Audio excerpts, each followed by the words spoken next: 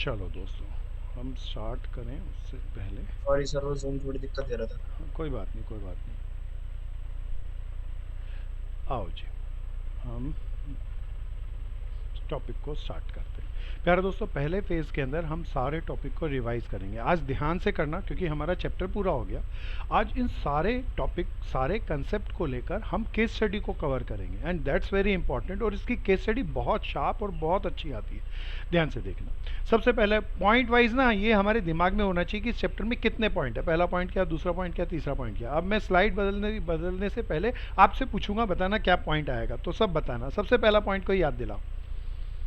Meaning of हाँ हाँ, management. बहुत बढ़िया देव।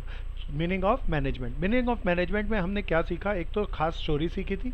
फिर हमने एफ डब्ल्यू टेलर, एक बहुत बढ़िया मैनेजर था, उसने डिफाइन किया किस तरीके से, उसको उसकी डेफिनेशन को पढ़ा। मैनेजमेंट इज, और इसने कोई याद दिलाओ, एज ए प्रोसेस बताया, एज अ फंक्शन बताया, क्या बताया, कैसे बताया, as a process. As a as a process. Process. प्यारे दोस्तों, मैनेजमेंट इज द कोऑर्डिनेशन, ये कोऑर्डिनेशन है of all resources through the process of planning, organizing, directing, controlling in order to attain the stated objective of the firm.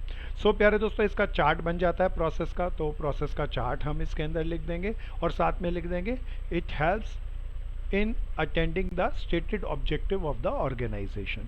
सो प्यारे दोस्तों, फिर हमने पढ़े थे इसके फीचर्स या करेक्टर। सबसे पहला फीचर, कोई भी आगे पीछे लिख लेना लेकिन ये आगे पीछे नहीं होना चाहिए, गोल ओरिएंटेड।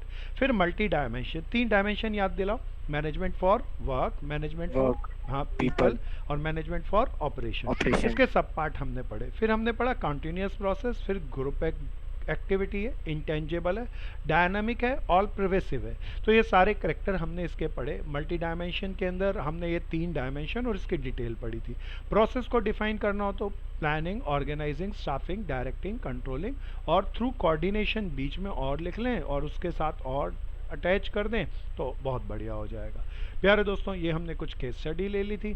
फिर आए हम ऑब्जेक्टिव ऑफ मैनेजमेंट पे। थर्ड टॉपिक था, पहला कोई याद दिलाओ क्या था, मीनिंग। दूसरा टॉपिक याद दिलाओ, कैरेक्टरिस्टिक्स ऑफ हाँ, मैनेजमेंट। Characteristic of management. तीसरा टॉपिक क्या है भैया, ऑब्जेक्टिव ऑफ मैनेजमेंट। मैनेजमेंट के क्यों करें मैनेजमेंट, उसके सारे कारणों को तीन भागों में बांटा। Organizational objective, personal objective, social objective.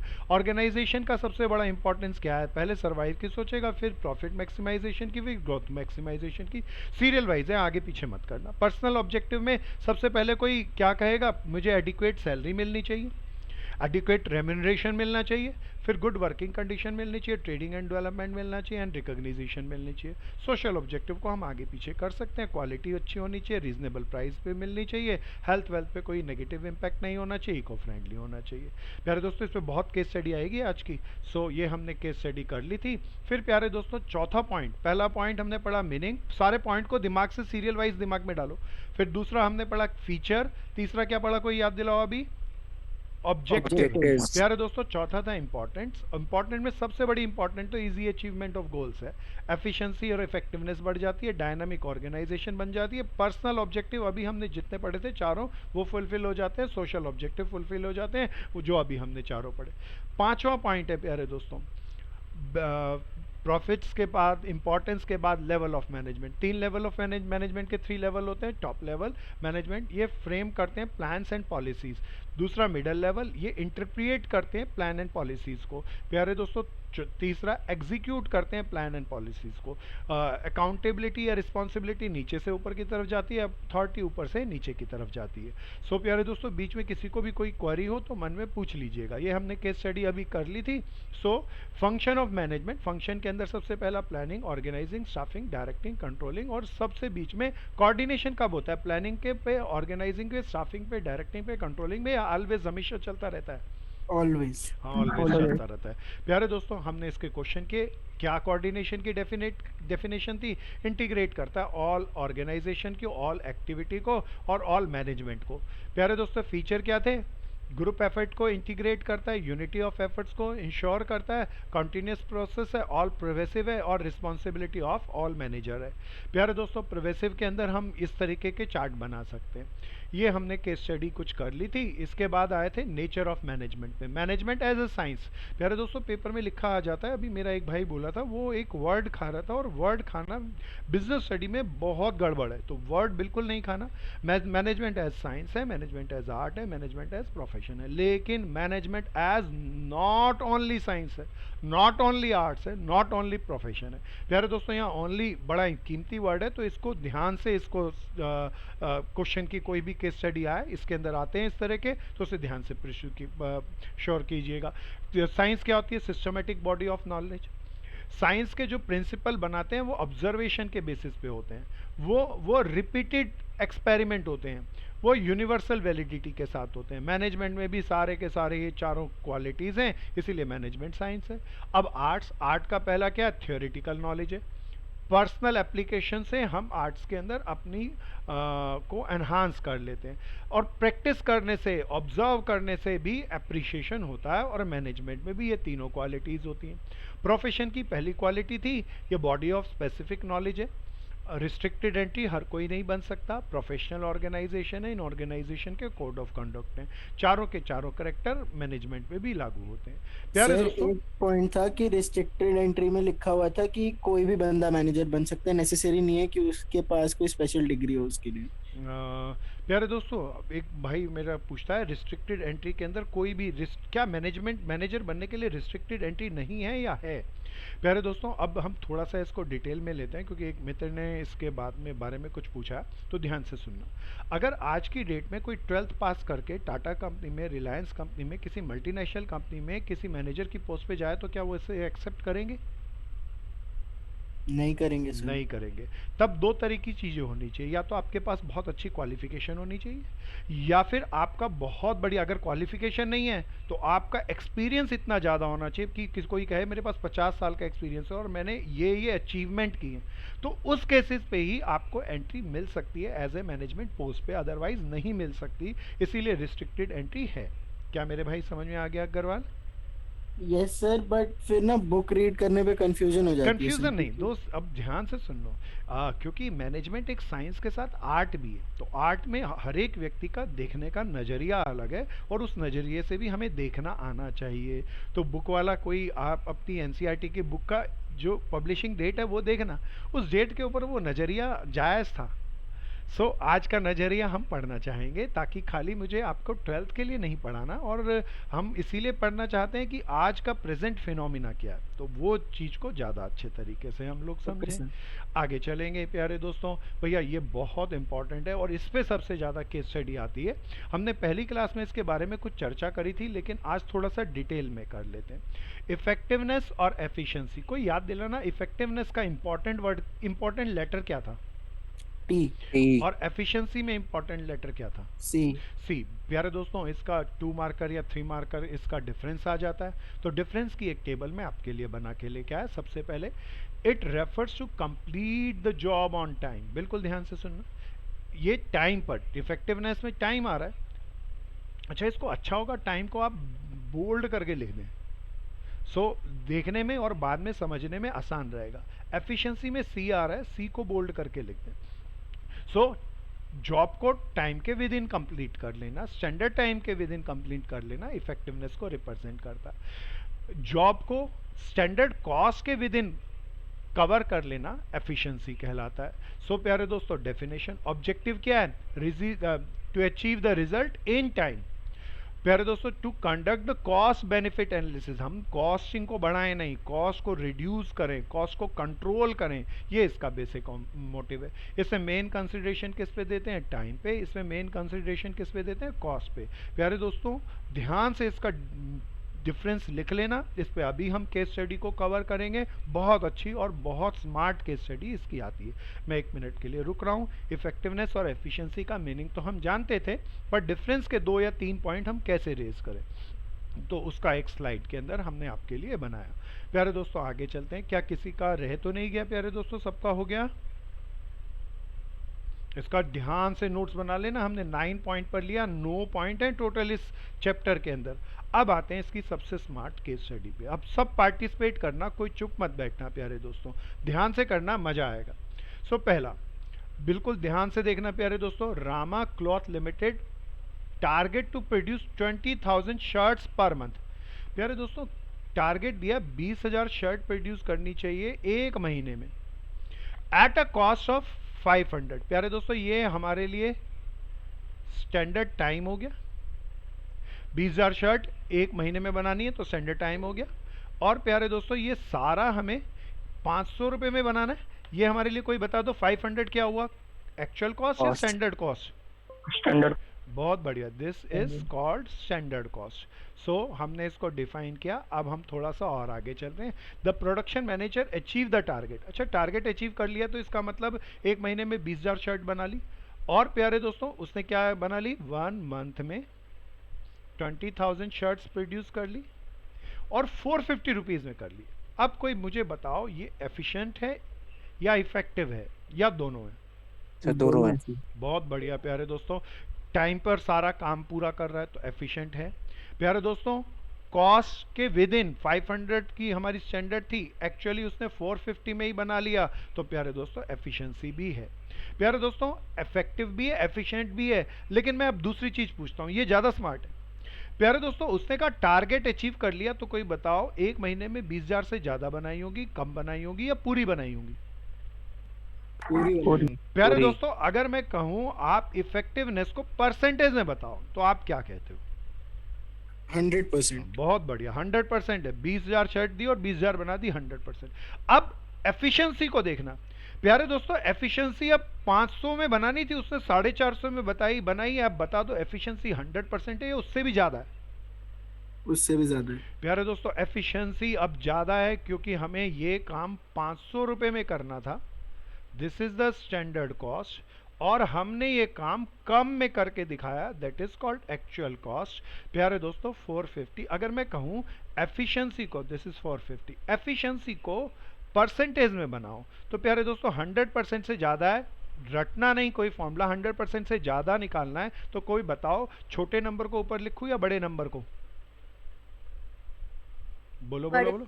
हाँ बहुत बड़े के बढ़िया, ऊपर। बड़े नंबर को ऊपर और छोटे नंबर को नीचे, और मल्टीप्लाइड बाय 100 करूंगा तो परसेंटेज में एफिशिएंसी आएगी जो 100% से ज़्यादा है। हालांकि एफिशिएंसी और इफेक्टिव है, इतना जितना क्वेश्चन था हमने उतना कवर कर लिया, लेकिन मैथमेटिकल टर्म्स भी कुछ आ सकती हैं, कितना परसेंट एफिशिएंसी है और कितना परसेंट इफेक्टिवनेस, तो उसको भी हमने थोड़ा चर्चा में लिया। आगे चलते हैं। अब फिर आ रहा है इफेक्टिवनेस और एफिशिएंसी पे बहुत केस स्टडी आती है, ये सारी एग्जाम में आई हुई केस स्टडी है, हम आपके साथ सब शेयर करेंगे, बड़े ध्यान से इसकी प्रैक्टिस करना। Rajat the production manager of X limited, post इसकी प्रोडक्शन मैनेजर। कोई बता दो ये कौन से लेवल का है manager? Top level, middle level और लोअर लेवल? कौन? Middle level. हाँ प्यारे दोस्तों डिपार्टमेंटल हेड है, प्रोडक्शन मैनेजर है, इसीलिए middle level. Had to achieve the target of 1000 units in a month of March. प्यारे दोस्तों 1000 unit in a month of March, ये क्या है, स्टैंडर्ड कॉस्ट या standard time? Standard time. At a cost of 90 rupees per unit, this is called standard cost. प्यारे दोस्तों he was able to achieve the target of 1000 unit, but cost कितनी आई? 100 रुपया या उससे ज्यादा? 90 रुपीज या उससे ज्यादा? उससे ज्यादा। प्यारे दोस्तों अब बताओ, पहले बताओ टाइम वाले से इफेक्टिव है या नहीं है? है सर। इफेक्टिव तो है, एक्चुअल उसने प्रोड्यूस करके दिखाया। अब बताओ ये this is called actual time, actual cost, efficient है या नहीं है? No sir. एफिशिएंट नहीं है प्यारे दोस्तों। अब मैं चाहता हूं आप दोबारा से देखना, एफिशिएंसी कोई बता दो 100% है या 100% से ज्यादा है या 100% से कम है? कम है। 100% से कम चीज निकालनी है प्यारे दोस्तों, इसीलिए बताओ इन दोनों में से ऊपर किसे लिखूं? 90 और नीचे 100 इंटू 100, तो उसकी एफिशिएंसी है 90% की, उसने कॉस्ट इफेक्टिवनेस में 10% डिक्लाइन किया है। सो ये रिजल्ट हम मैथमेटिकली कैलकुलेट कर सकते हैं। अब फिर डिफाइन करना, इफेक्टिवनेस और एफिशिएंसी पे है प्यारे दोस्तों, बहुत ध्यान से केस स्टडी आएगी, इसको अच्छे से करना। Identify the following activity if manager is effective, efficient, both और नाइदर। पहला केस कहता है रोनी प्रिपेयर अ वेल, अब सब बताना, a well documented factual report on the companies performance. अच्छा उसने रिपोर्ट नहीं बनाई या बनाई? बनाई।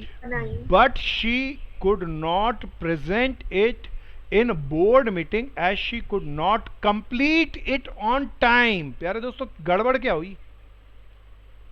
सर टाइम पे नहीं बनाई। तो बताओ ये क्या नहीं है?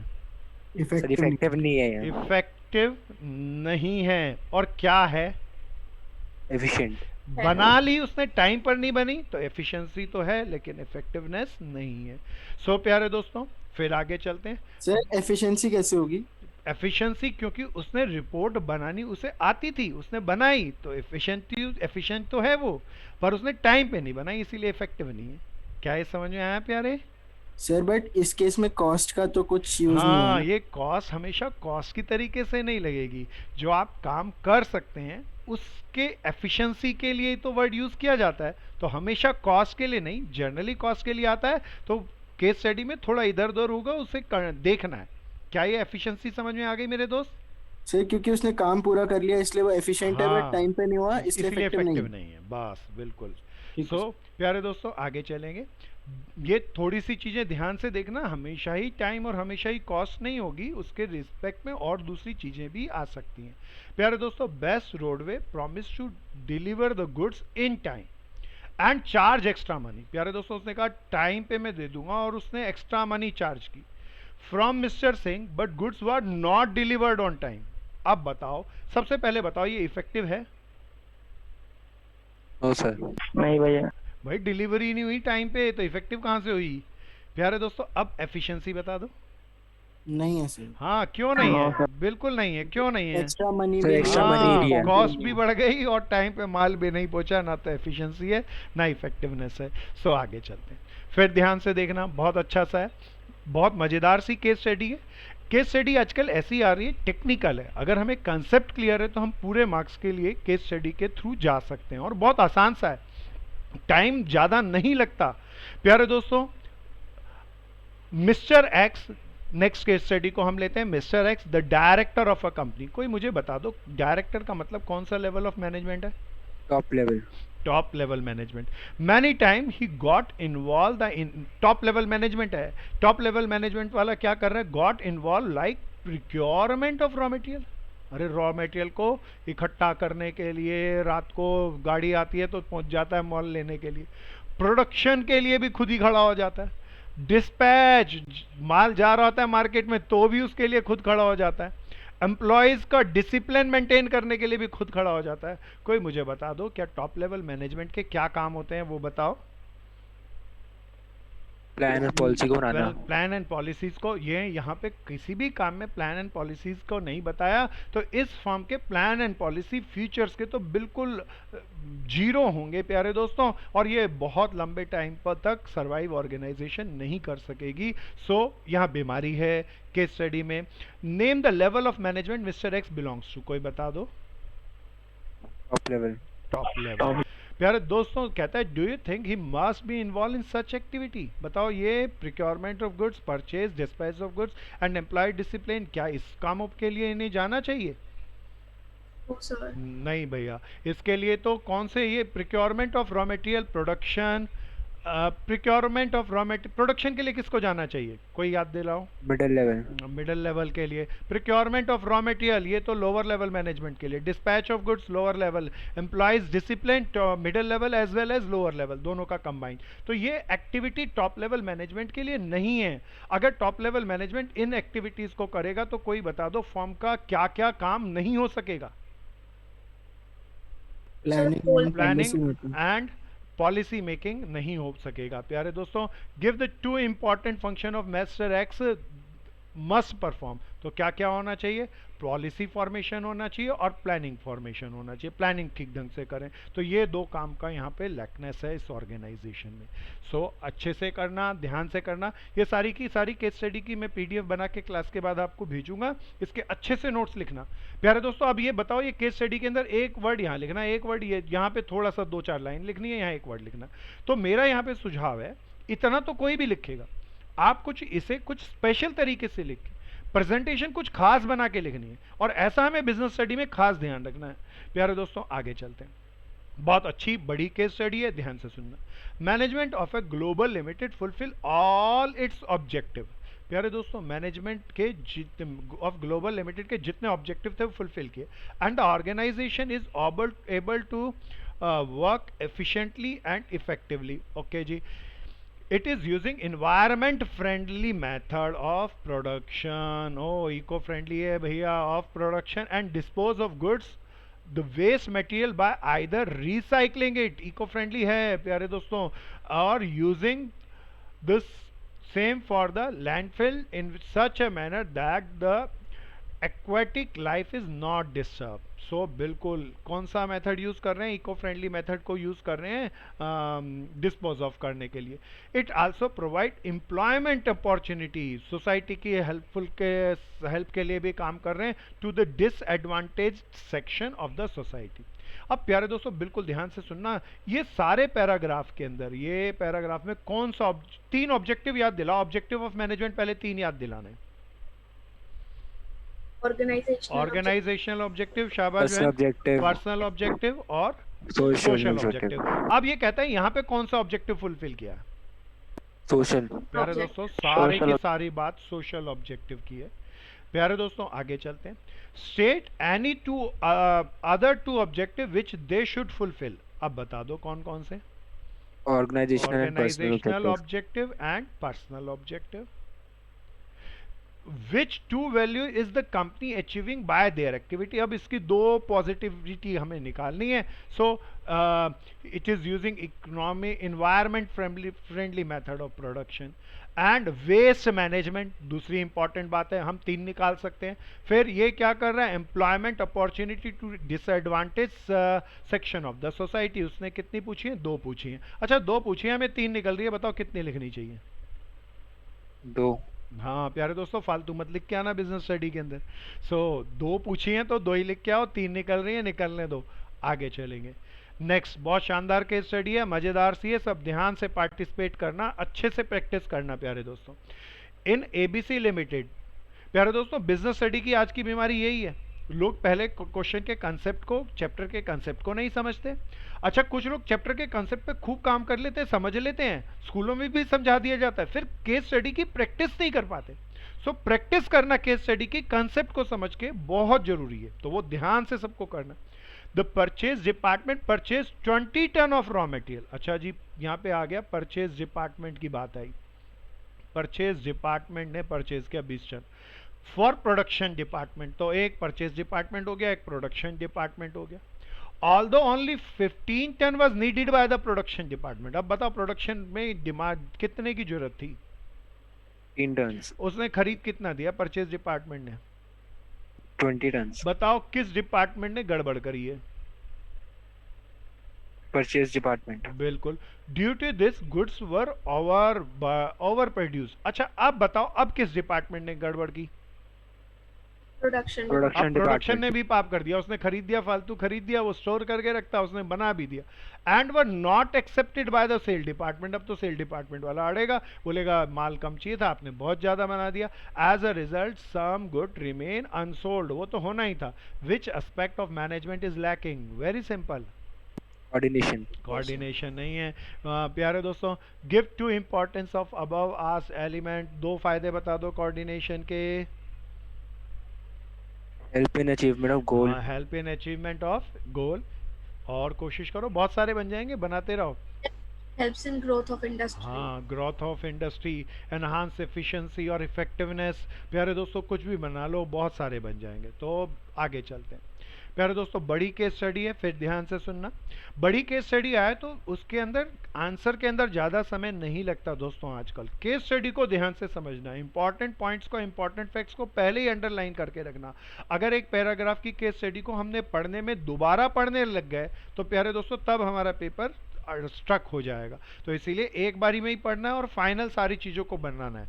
So marketing manager of Alpha limited fix the target of all his sale executive. तो प्यारे दोस्तों मार्केटिंग मैनेजर था, उसने हर एक एग्जीक्यूटिव का बता दिया कि भाई इतना इतना माल उसे बेचना, and gave them all possible authority to achieve it. तो उसके साथ साथ टारगेट के साथ खाली टारगेट नहीं दिया, अथॉरिटी भी दे दी।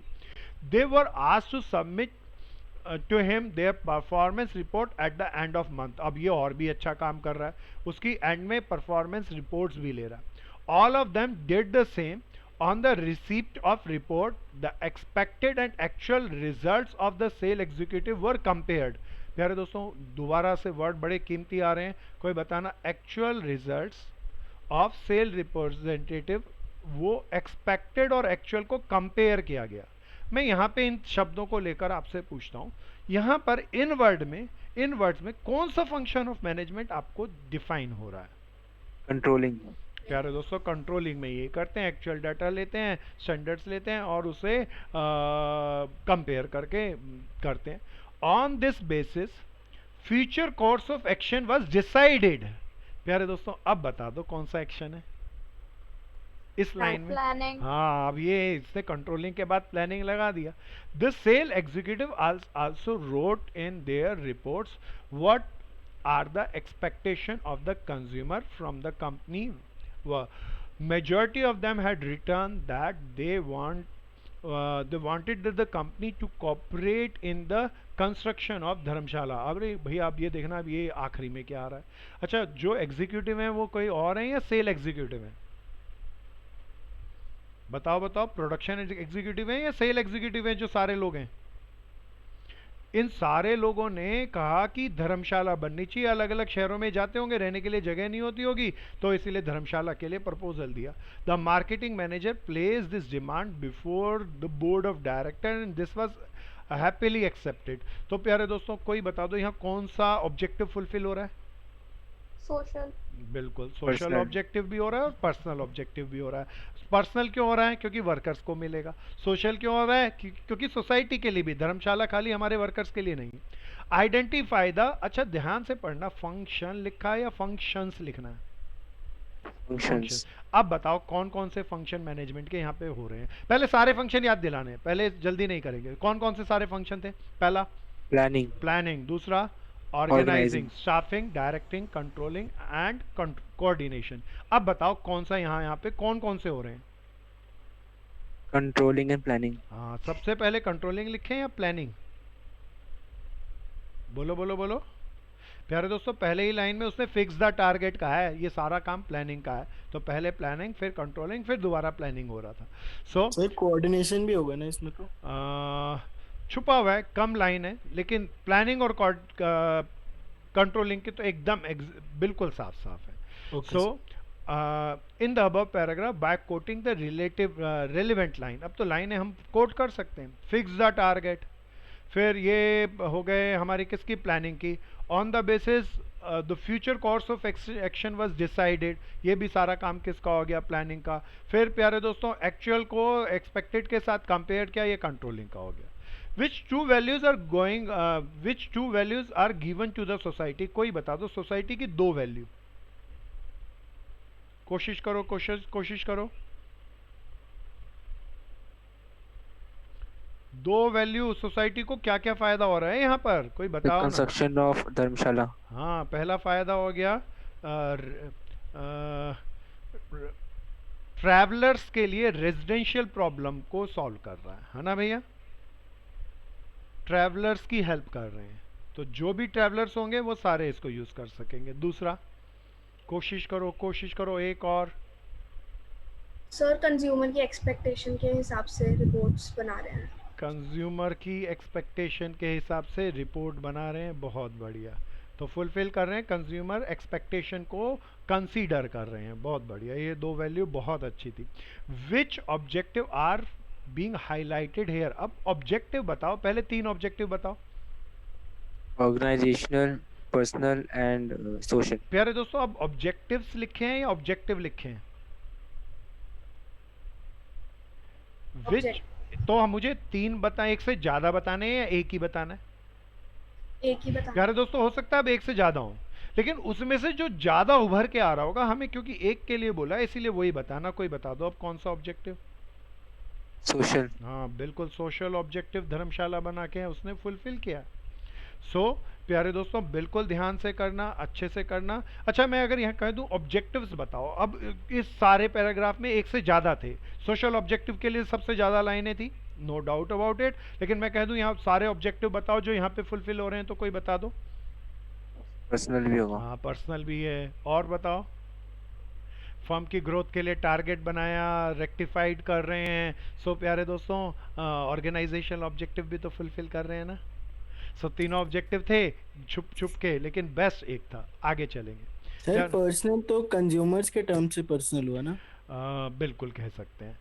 और एक पर्सनल के लिहाज से एक और कहता हूँ मैं, जो हमारे सेल एग्जीक्यूटिव ने हमें प्रपोजल दिया था, हमने उससे एक्सेप्ट कर लिया ना, तो हमारे वर्कर के लिए भी अच्छा हो गया प्यारे दोस्त। हाँ जी सर, यस।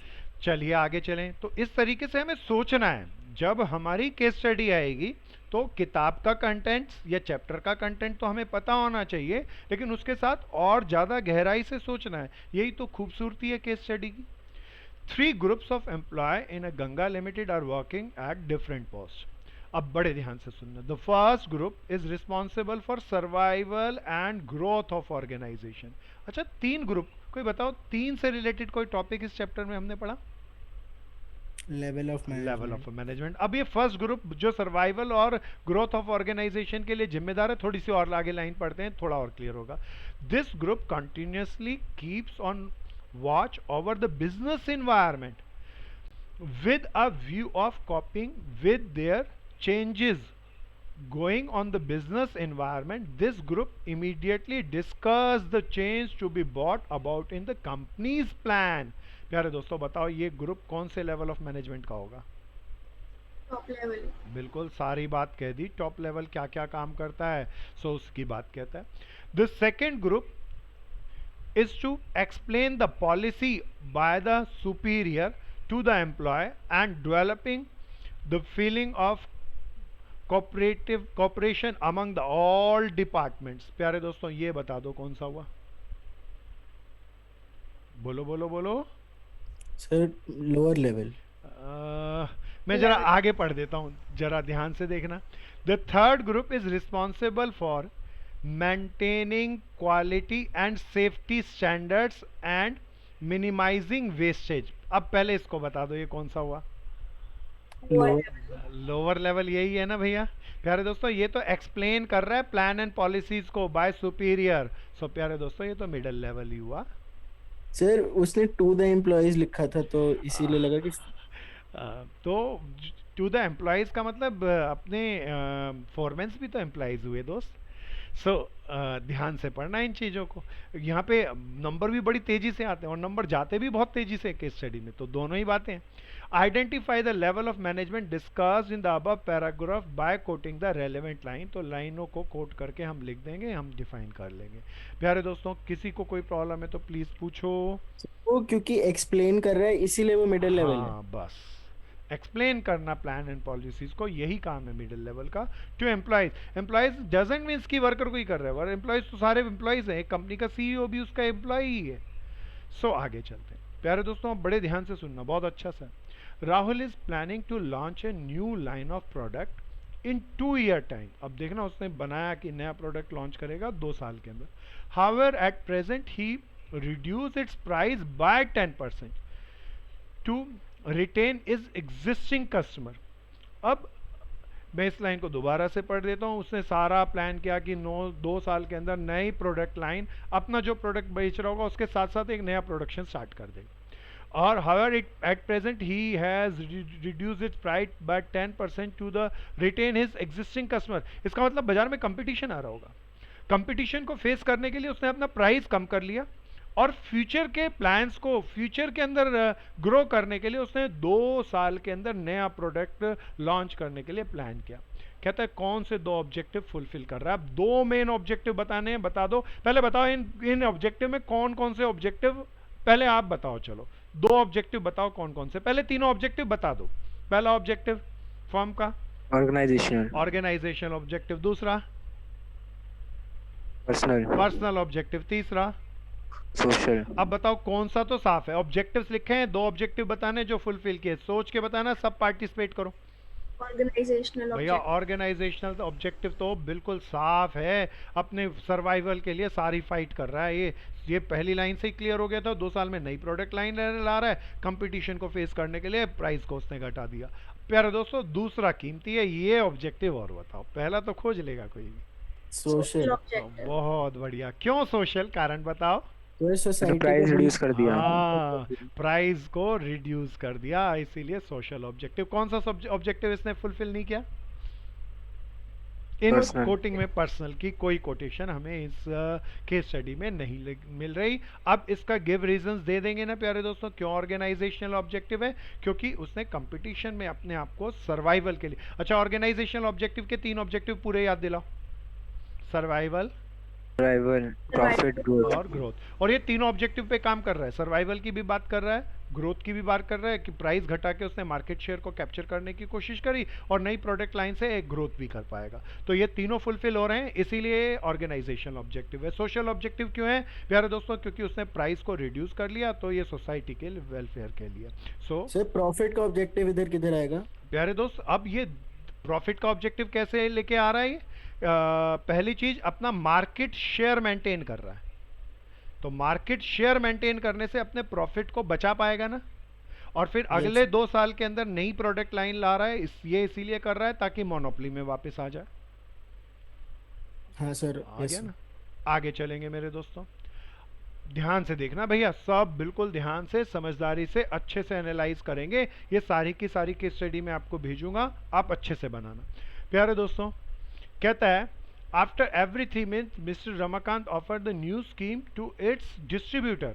प्यारे दोस्तों, रमाकांत कोई मैन्युफैक्चरर होगा। अब बताओ डिस्ट्रीब्यूटर कौन होते हैं? बताओ बताओ बताओ बताओ बताओ। जो इसका माल, गुड्स एंड सर्विसेज को कंज्यूमर तक पहुंचाते होंगे। चेन ऑफ रिटेलर्स होगी इसकी, चेन ऑफ एजेंट्स होगी। He tries to bring in changes keeping in mind that the need of a customer and offers from the competitors. This gave him an edge over his competition. Identify the character of management in the above situation. बताओ जी, यहाँ पे क्या पूछ रहा है, कुछ और या करेक्टर? सर आप एक बार क्वेश्चन फिर से समझा दोगे? प्यारे दोस्तों ध्यान से सुनना। कहता है वो अपने डिस्ट्रीब्यूटर को अपने साथ अट्रैक्ट करने के लिए, बांध के रखने के लिए, उनके साथ हमेशा नई स्कीम लेकर आता रहता है। अच्छा, नई स्कीम लेके आएगा तो उसके डिस्ट्रीब्यूटर के साथ अट्रैक्शन रहेगा, कम्युनिकेशन रहेगा, उससे वे कंज्यूमर के टेस्ट प्रेफरेंसेस को जान सकेंगे और उसके अकॉर्डिंग अपने आप को चेंज कर सकेगा। कंपटीशन के अंदर वो उसे लीडिंग एज भी देगा। अब बताओ कौन सा करेक्टर है मैनेजमेंट का?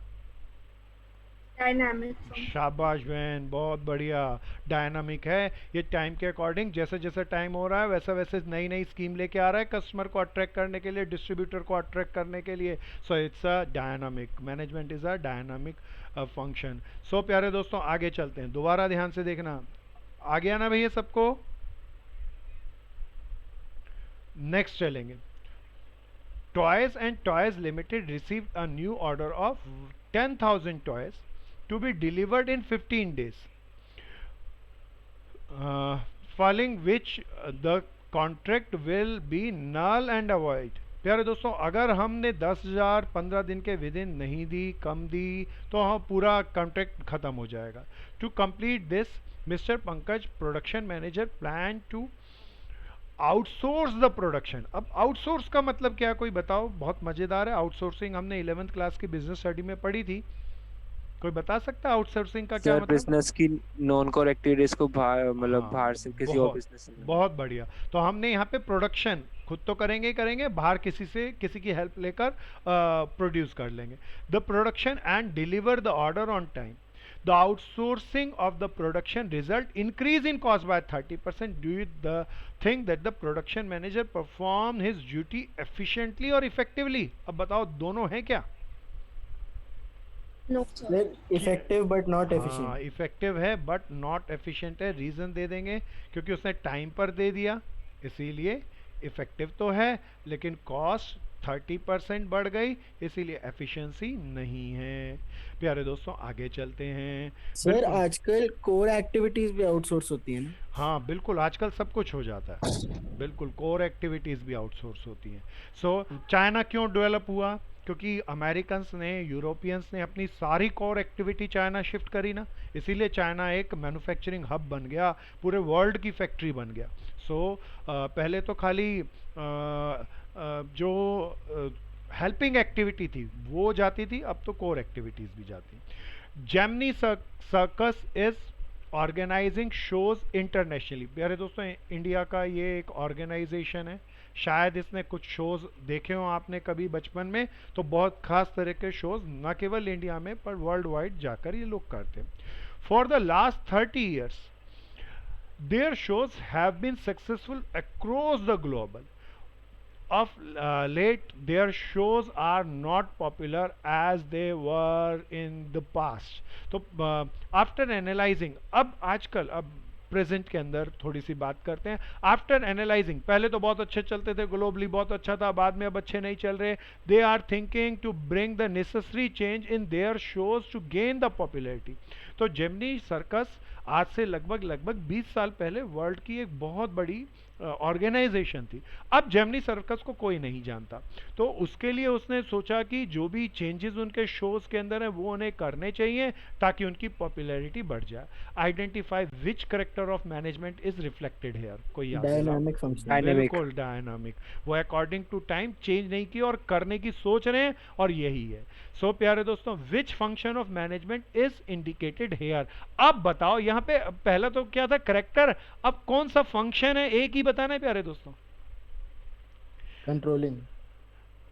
कोई कह रहा है कंट्रोलिंग, एक और कोशिश करो। कंट्रोलिंग या प्लानिंग, मैं दो की लड़ाई है बस, और कोई नहीं है। कंट्रोलिंग या प्लानिंग, बोलो भाई बोलो, क्या बोलता है देव, कंट्रोलिंग या प्लानिंग? अगर ये फंक्शंस लिखा होता तो दोनों लिख के आते, लेकिन फंक्शन लिखा है, अब एक लिखना है। प्यारे दोस्तों ध्यान से सुनना, कंट्रोलिंग में प्लानिंग अपने आप ही आता है। सो हमने पहले पास्ट को देखा, कंपेयर किया, रिजल्ट एडवर्सली था, तो कोर्स ऑफ एक्शन डिसाइड किया। दैट्स वाई कंट्रोलिंग ज्यादा अच्छा शब्द है। क्या ये समझ में आ गया प्यारे दोस्तों? खूब गजब का था। आओ जी आगे चलते हैं। प्यारे दोस्तों मेरा अगला question, Ford motor aim to produce and sell 1,50,000 car in 2014 to achieve the target. भैया टारगेट बनाया है इन्होंने। To achieve the target the projection department for time and production and sale department take all possible steps to sell them। तो दोनों department ने अपना अपना काम करना शुरू कर दिया, प्रोडक्शन डिपार्टमेंट ने भी, सेल डिपार्टमेंट ने भी। Due to the combination efforts of all the department company achieve the target. और दोनों से कंपनी का टारगेट अचीव हुआ। कहता है which importance of management is highlight. अब इंपॉर्टेंस बता दो कोई जो यहाँ पे हाईलाइटेड हो रही है। बताओ बताओ बताओ बताओ, क्या इंपॉर्टेंस है? Sir increase in Achieving group goals. Efficiency. Increase in effectiveness and efficiency. Organization become dynamic organization, लेकिन दोनों लगती हैं, पर इफेक्टिवनेस को और एफिशिएंसी को बढ़ाना ज़्यादा अच्छा कहेंगे। Explain any two other significance of management. प्यारे दोस्तों कुछ और दो फायदे बता दो। सोशल ऑब्जेक्टिव को फुलफिल करना, पर्सनल ऑब्जेक्टिव को फुलफिल करना, गोल अचीवमेंट। सो ये सारे काम है प्यारे दोस्तों। यहाँ इंपॉर्टेंस के अंदर इफेक्टिवनेस एफिशिएंसी के साथ गोल अचीवमेंट भी लगता है। सो आगे चलते हैं। Which other aspect of management help in achieving the goal in food. Which other, बताओ कौन कौन से और एस्पेक्ट हैं जो मैनेजमेंट का हेल्प कर रहे हैं गोल के अचीवमेंट में? कोई बताओ। कोऑर्डिनेशन। Very good. और कोई, और कुछ? एस्पेक्ट पूछा है तो एक ही लेते हैं, एस्पेक्ट्स नहीं है। सो प्यारे दोस्तों आगे चलते हैं। नेक्स्ट, ये हमारा लास्ट केस था, बहुत शानदार था प्यारे दोस्तों, मज़ा आया होगा आपको, उम्मीद करता हूँ। तो सबको ध्यान से अच्छी सी केस स्टडी करनी है, इसके अच्छे से नोट्स बनाना, बढ़िया से नोट्स बनाना, डेवलप करना। कोई मुझे याद दिलाओ, हमने इस चैप्टर में कितने पॉइंट पढ़े, टोटल पॉइंट्स? पेज पलट के नहीं बताना। 9 पॉइंट्स है प्यारे दोस्तों, 9 पॉइंट्स है। 9 points, they are very important. कोई मुझे बता सकता है ये 9 पॉइंट्स क्या क्या थे? दोबारा से मैं एक बार चाहता हूँ आप मुझे बताएं। बहुत बढ़िया। First meaning of management. Meaning of management. Meaning of management में किस इकोनॉमिक्स की डेफिनेशन हमने ली थी? FW Taylor. प्यारे दोस्तों अलग अलग किताबों में बहुत सारी 4-5 स्कीम मिलेंगी, कोई एक आप अच्छा सा समझो और उसको पकड़ो। पहला पॉइंट मीनिंग और एफडब्ल्यू टेलर की डिफिनेशन एज अ प्रोसेस। फिर प्यारे दोस्तों दूसरा पॉइंट याद दिला दो, फीचर्स। फीचर्स, शाबाश। तीसरा पॉइंट याद दिलाओ, कोई सब बोलो, एक ही भाई नहीं बोलो। ऑब्जेक्टिव। ऑब्जेक्टिव, 3 ऑब्जेक्टिव याद दिलाओ, बगैर देखे बोलना है प्यारे दोस्तों। Organizational Organizational, objective, personal, personal social. Objective, social objective. प्यारे दोस्तों फिर क्या थी? इंपॉर्टेंस। इंपॉर्टेंस में किसी को याद हो तो बताओ ना, क्या Goal थी? achievement. Goal achievement. दूसरी क्या थी? Efficiency and Social. इफेक्टिवनेस। फिर क्या थी? Dynamic organization. फिर क्या थी भैया? पर्सनल ऑब्जेक्टिव अटेन करना। फिर सोशल ऑब्जेक्टिव। बहुत सारे बन सकते हैं, इतने ही नहीं, 20 बना लो। पांचवा पॉइंट को याद दिलाओ, level of management. Top level, middle level और लोअर लेवल। प्यारे दोस्तों आज इसकी हमने केस स्टडी भी डिफरेंट लेवल पे ली। फिर फंक्शन, छठा पॉइंट याद दिलाओ, function of management. Function of management. कितने फंक्शन होते हैं? 3 या 5? कोई याद दिलाओ। Function sir of, 6। Very good मेरे दोस्त, 6 होते हैं। 6 के सारे नाम याद दिलाएंगे। 5 नहीं होते, 3 नहीं होते, 6 होते हैं। पहला planning, planning, then organizing, organizing, then staffing, then directing, Directing. then controlling Controlling. through coordination. So प्यारे दोस्तों फिर इसके बाद 7वां पॉइंट को याद दिला दो, कोऑर्डिनेशन। कोऑर्डिनेशन। 7वें का अंदर गए थे, 7वें का सब पार्ट याद दिलाओ, feature of feature coordination. Of coordination. प्यारे दोस्तों 8वां पॉइंट को याद दिला दो, nature of management. Nature of management में हमने इसकी 3 आर्म्स पढ़ी थी, management as a science, management as a art, management as a profession. लेकिन मैनेजमेंट केवल साइंस नहीं है, केवल आर्ट नहीं है, केवल साइंस नहीं है। सो प्यारे दोस्तों फिर 9 पॉइंट जो आज हमने रेज किया था, कोई याद दिलाओ उसको भी। Difference between effectiveness and efficiency. Difference हमने लिखा लेकिन डिफरेंस नहीं, टॉपिक है एफिशिएंसी एंड इफेक्टिवनेस। सो प्यारे दोस्तों इन 9 पॉइंट्स के साथ हमारा ये पहला चैप्टर पूरा हुआ। This is a wonderful chapter. अगला चैप्टर बहुत गजब का है मेरे दोस्तों, दैट इज, कोई नाम याद दिलाओ, प्रिंसिपल ऑफ मैनेजमेंट। प्यारे दोस्तों प्रिंसिपल ऑफ मैनेजमेंट में बहुत इकोनॉमिस्ट ने, अलग अलग मैनेजर्स ने अपनी डिफाइन किए और बहुत सारे प्रिंसिपल बनाए, जिसमें 2 लोगों के नाम सबसे ज़्यादा फेमस हैं। One is called Henry Fayol. क्या नाम है प्यारे दोस्तों? Henry Fayol. हेनरी फ्योल ने 14 जनरल प्रिंसिपल ऑफ मैनेजमेंट बनाए और उसने एक किताब लिखी। प्यारे दोस्तों 14 चैप्टर थे, 14 प्रिंसिपल, वो सारे के सारे हमें बहुत डीपर पढ़ने हैं। और ये प्रिंसिपल ऑफ मैनेजमेंट सबसे शानदार चैप्टर है, सबसे। अभी हमारी जो केस स्टडी आती है ना दोस्तों आजकल के पेपर में, वो किसी एक चैप्टर से नहीं आती, बल्कि एक केस स्टडी में 3-3, 4-4 चैप्टरों को इंडल्ज करता। तो ये मैनेजमेंट में आने वाले मेजॉरिटी क्वेश्चन में, बड़े क्वेश्चन में प्रिंसिपल तो पक्का आएंगे ही आएंगे प्यारे दोस्तों। तो लगभग ऐसा माना जाता है 4 से 5 क्वेश्चन हर पेपर के अंदर इससे रिलेटेड होते हैं। बड़ा चैप्टर है मार्क्स के नजरिए से। फिर इसके बाद एक scientific principle of management develop करी एफ.डब्ल्यू. टेलर ने। ये दोनों लोग क्या थे, इन्होंने क्या क्या एक्सपेरिमेंट किए और इन्होंने मैनेजमेंट के प्रिंसिपल क्या बनाए, उनसे क्या क्या फायदे हुए, क्या क्या घाटे हुए, बहुत डिटेल में एक अलग सी स्लाइड शो आपके लिए लेकर आएंगे अगली क्लास के अंदर। प्यारे दोस्तों अभी तो टाइम ज़्यादा हम लोगों के पास नहीं बचता, इसीलिए एक बार जर्नली डिस्कशन कर लेता हूँ, जर्नल डिस्कशन कर लेता हूँ। आइए जरा सा एक से सबसे बात करूंगा भैया मैं, आज थोड़े 5-7 मिनट हैं। अग्रवाल दोस्त कितने नोट्स बन गए और कितने रहते हैं, दोनों बात बतानी है प्यारे। सर मैनेजमेंट बचा हुआ है। अरे मैं तो सोचा था मैनेजमेंट का कहेगा 1-2 टॉपिक बचा है, पूरा चैप्टर बचा है प्यारे। अरे हाँ जी, 15-20 मिनट लगते हैं भाई, रोज रोज बनाओ, ऐसे नहीं छोड़ो, फंस जाएंगे ऐसे तो।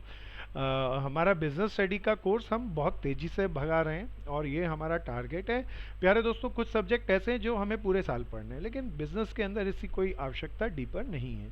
सो हम जल्दी ही इस कोर्स को ख़त्म करेंगे। हमारा लगभग 50% से ज़्यादा कोर्स इस लेवल पे कंप्लीटेड है। सो सभी लोग, लेकिन मैं पूरा कर दूं, आप नोट्स नहीं बनाए तो अच्छा नहीं रहेगा, तो नोट्स सबको बनाने हैं। हाँ अनुषा, कितने बनाए? फिर सारे बना लिए, कंप्लीट है नोट्स। बहुत बढ़िया। मेरे को मैनेजमेंट को व्हाट्सएप पे सारे फोटो खींच के भेजो। हाँ चैतन्य देव, कितने बन गए भाई? सर बना लिए। कितना रहता है ईमानदारी से बताना दोस्त देख। सर सारे बना लिए। चल वेरी गुड, व्हाट्सएप पे खींच के भेजो। ध्रुव गुप्ता दोस्त कितने बन गए, कितने रहते हैं, ईमानदारी से बोलना।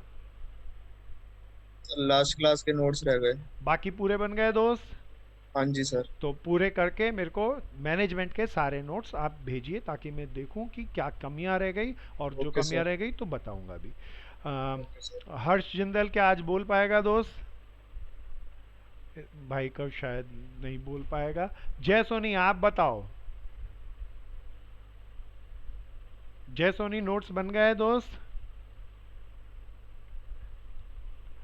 जय सोनी अगर बन गए हैं तो उसको, नहीं बने तो पूरे करना है, और बन गए तो मेरे को व्हाट्सएप पे भेजने हैं। कशिश बहन, कशिश मल्होत्रा क्या नोट्स बन गए या पेंडिंग है बहन?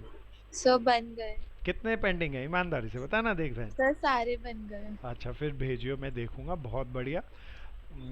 खुशी खंडेलवाल आप बताओ बहन। सर बन गए। पूरा कंप्लीटेड? हाँ जी सर, आपको भेज भी दिए थे। हाँ देखे थे मैंने आपके, अच्छे थे, बहुत बढ़िया। कृष भाई भैया कंप्लीट है। बहुत बढ़िया, वेरी गुड। लक्ष्य आप बताओ, कम रहे तो कम बताना, ईमानदारी से बताना। सर पिछली क्लास के नहीं है, बाकी कंप्लीट है। अच्छा ओके, उसको भी करना। आज केस स्टडी भेजूंगा दोस्त, सभी दोस्त उसको भी करेंगे। महक बहन, महक नोट्स बन गए? सर लास्ट 2 क्लास के पेंडिंग है। अच्छा बहन, समझ तो आ रहा है अच्छे से? Yes sir. हाँ अच्छे से नोट्स बनाना। आज की केस स्टडी भी लिखना। पहला काम नोट्स बनाने का, फिर केस स्टडी की प्रैक्टिस करने का। कई लोग क्या काम करते हैं, पहले के एक्सिस पे तो जीत जाते हैं, नोट्स बना लेते हैं, लेकिन फिर केस स्टडी लिखनी नहीं आती। वो लिखने से आएगी, तो उसे डेवलप करना। मनन भाई नोट्स की क्या पोजीशन है आपकी? मैनेजमेंट तक करे। अच्छा उसको पूरा करो दोस्त, छोड़ना नहीं अब बिल्कुल भी। पीयूष दोस्त, यस सर। पीयूष दोस्त वेरी गुड। पीयूष भाई आपके कितने बचते हैं? ये कंप्लीट है। बहुत बढ़िया, उसको व्हाट्सएप पे मुझे भेजना और केस स्टडी अच्छे से करना। प्रणव सोनी आप बताओ। बन गया भैया। बहुत बढ़िया दोस्त, केस स्टडी अच्छे से करना और रिवाइज करके करना। कोई प्रॉब्लम तो नहीं आ रही? नो भैया। हाँ प्रियांशु। हाँ भैया, नोट्स बताओ कितने बन गए, कितने रह गए?